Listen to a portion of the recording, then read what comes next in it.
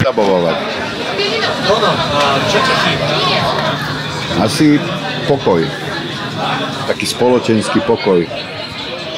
To je asi najdôležitejšie, čo potrebujeme, nielen ja, ako ľudia. Viacej empatie, viacej nejakého citu, viacej komunikácie, rozprávania sa a hlavne počúvania sa. Cez to počúvanie asi môžeme precítiť, že kým a čím sme, to nás obohatí.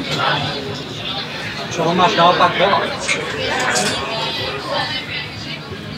Nepokoja. Asi to tu momentálne žijeme, je strašne agresívne, invazívne, nejasné, nejednoznačné a ten nepokoj je niečo veľmi rušivé a asi vie to byť aj inšpiratívne, samozrejme, ale toto není taký zdravý nepokoj.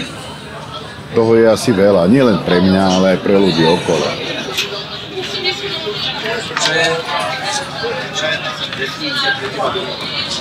Domov?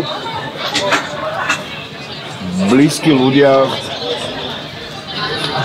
s ktorými si rozumiem, s ktorými prinášajú do života nové impulzy, nové veci.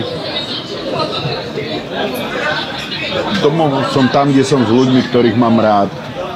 To je pre mňa asi domov.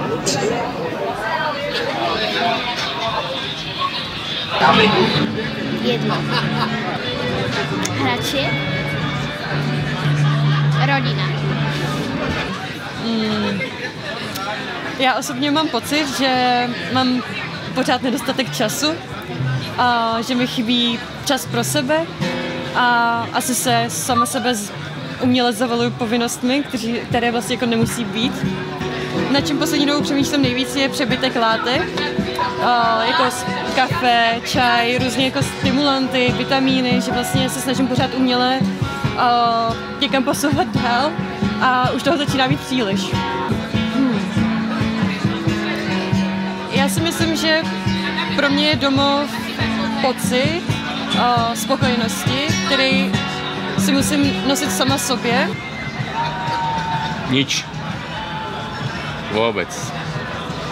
Mnoho mám asi, možno by som povedal, láske v rodine. To je domov. Kam sa mám pozerať? Ja som spokojný človek, mne toho veľa nechýba. Ja si myslím, že mám nezaslúžene veľa. Napriek môjmu veku ešte stále mám pomerne veľa nezodpovedaných dôležitých otázok a dúfam, že stihnem na ne nejaké odpovede nájsť. Istota, láska, chuť sa tam vrátiť.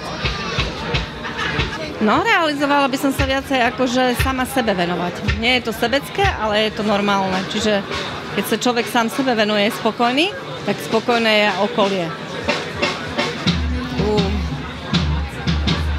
Seba kritiky.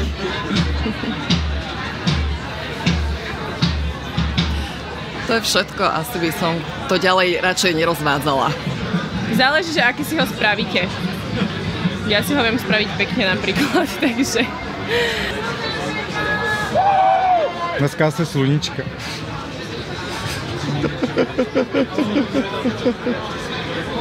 Láska v tejto spoločnosti, láska v prípade mojej osoby, pretože mi chýba niekto blízky. Trebárs aj toto miesto je pre mňa domov momentálne, pretože ja momentálne svoj vlastný domov nemám. No vieš, čo mi chýba?